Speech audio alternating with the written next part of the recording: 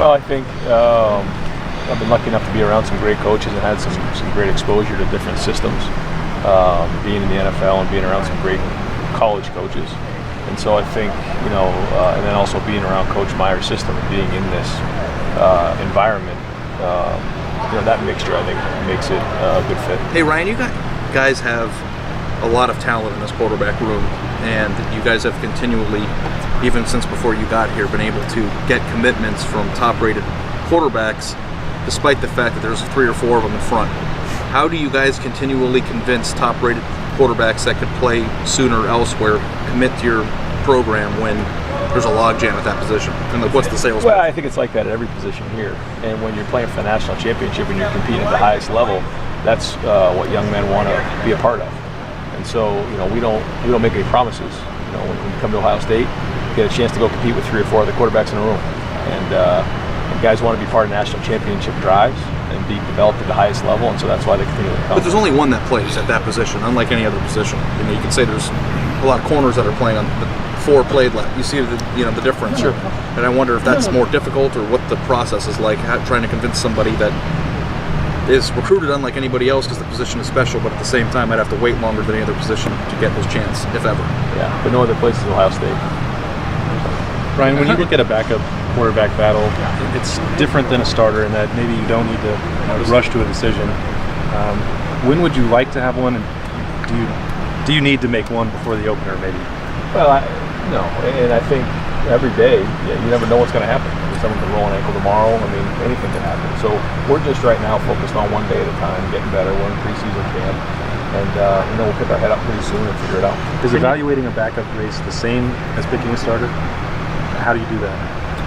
Yeah, I mean, you're evaluating, and you want to find the best guy to go on the field whenever that opportunity presents itself. So yeah, you're using the same criteria.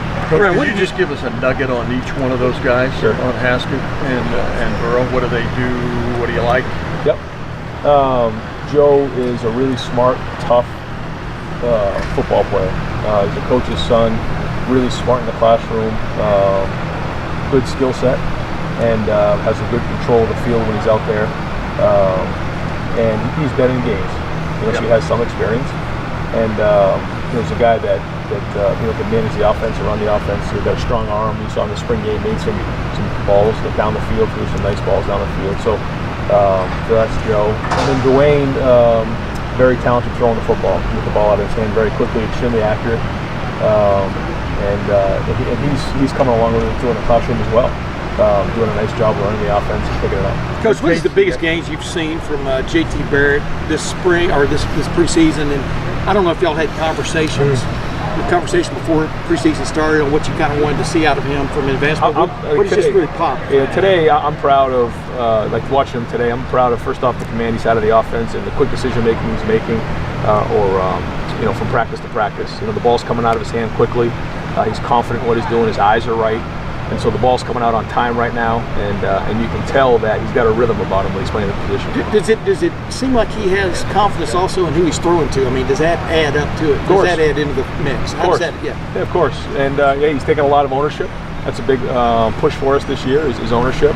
And so he's been doing some work with the other skill guys in the film room by himself with those guys, and so I think the communication and the relationship between the skill guys and JT has been great. What's the bonus of having a guy who's been a 3-year starter at that position? He's been there before. He knows what's real and what isn't. When you get up on the board, you put something on the board, he knows, he can visualize it, he's been there. It's not just, when you take a rep on the field in practice, I talk to those guys all the time, the higher level you go as a quarterback, you have to play with an imagination. Every time you take a snap, it's like being in the horseshoe, playing against Oklahoma on a Saturday night. It's being at Indiana on the opening night on Thursday night. It's not just another rep out on Coffee Fields.